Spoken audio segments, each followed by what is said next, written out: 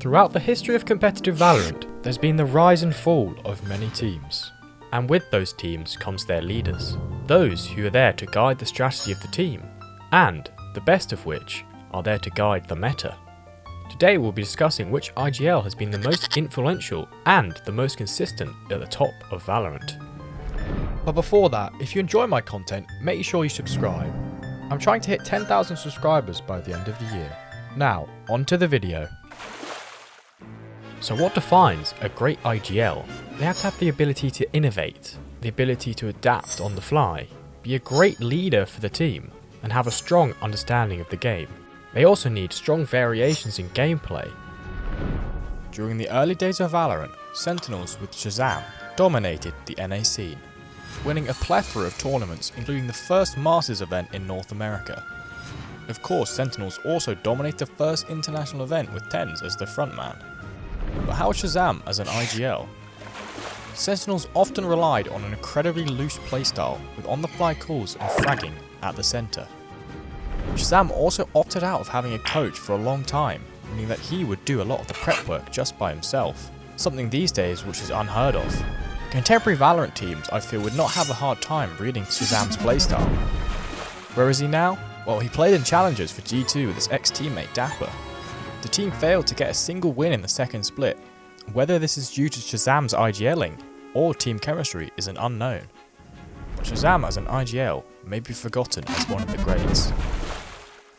Angel has plenty of FPS experience, playing professionally since 2006. His Valorant career has led him to some high heights, winning VCT Masters Copenhagen with FPX and Ardis. For franchise with Na'Vi, there's been a lot of ups and downs, coming second in the EMEA group stage and then fourth in the playoffs. But then finishing joint last at Tokyo, it's been a tumultuous year for the leader. Angel likes to do his own stuff when it comes to comps, and really thinks out of the box. Some may think this is a detriment to the team, and think if they play more of the meta, he could be more consistent, especially with putting CNED on Jet.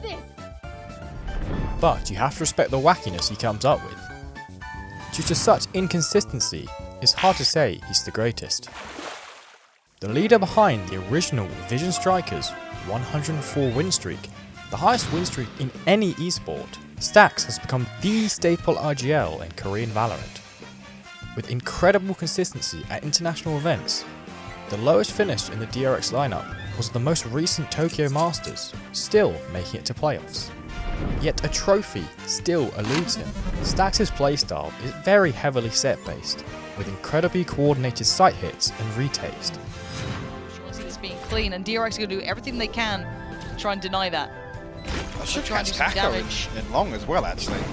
This is now a problem. Adverso forced to fight, and they've dropped down. DRX going to get 4 back to back. That is unbelievable from DRX. I mean, blink and you miss it. That was one of the cleanest retakes you will see on a site. However, the fact that he has not won an international trophy leads him to not being the greatest. The greatest IGL in Brazil, without a doubt. But where does he stack up against the best of the best? Early international events in 2021 showed some promise for Saadhak with Vikings, but 2022 is really where Saadhak shined with Loud. This was the start of the FNS Saadhak rivalry, both trading wins in grand finals of international events. However, Saadhak winning champions. This year, Saadhak and the new Loud won the Americas League pretty convincingly, only losing one game in the group stage to NRG, whose calling styles often complement each other very well. Now, Masters Tokyo really did not go well for Loud, and they did not win a single map, losing to EG and EDG, who were on their miracle run. Yet Loud did not even seem to be in it for both games. However, Saadhak has been at the top for a year and a half now, but there are 2 more IGLs who have been at the top for longer. Arguably the greatest mid-round caller in Valorant, FNS and his coaching duo Chet have been the top of Valorant since 2021. Ever since Masters Berlin, where Envy placed second place, losing to Gambit in the finals. FNS's teams have been incredibly consistent. This is due to the heavy defaulting playstyle that he brought over from his Counter-Strike background, which punishes many different playstyles. and allows for great adaptability when it comes to new metas and agents.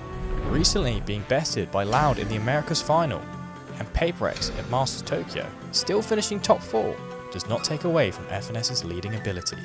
He is the GOAT NA IGL, but there's one man who just edges him. The only leader to have 2 international trophies under his belt, even in back-to-back fashion. Boaster at the moment is the best IGL in the world. Now people will say when you have 4 of the best players in the world, you, as an IGL, don't have to do the heavy lifting. Yeah, I beg to differ. Along with Coach Mini and assistant coach SLK, Fnatic are one of the most prepped teams out there. Boaster has a great read on the opponents, really setting up his 4 players to dominate the game. The current iteration of Fnatic is a really well-oiled machine, thanks to Boaster.